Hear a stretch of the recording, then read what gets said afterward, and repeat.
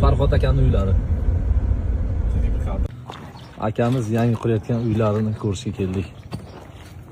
Farhod aka, nimaga unaqa baland uy qurgansiz aka? Endi bizlar 4 uy olamiz.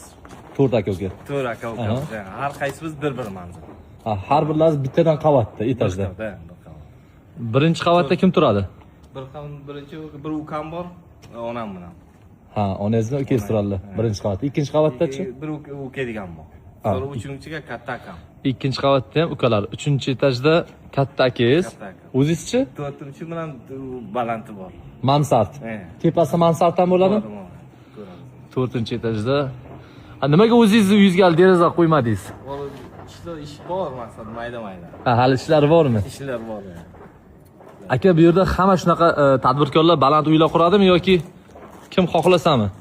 Yo'q, kim xohlasa baland, kim xohlasa pastroq maqsad bor. Yaxshi kunlarda xizmat qilsin xolis. Menga juda ham yoqdi, chiroyli shinam. Hozirgi zamon talabiga to'g'ri keladigan fasonlari ham chiroyli.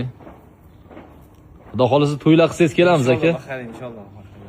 Keldingiz yangam bilan keling, men baxtlar joy bor, joy katta joy bor. Rahmat inshaalloh, rahmat aka.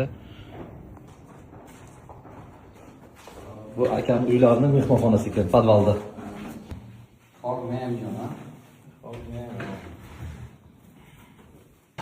Hali imorat qurilish jarayonida ekan. Mana bu toshlar qanaqa chiroyli. Shu uyni tepasiga mansardga chiqdik. Mansard ko'rinishi hali chala tayyor holatda.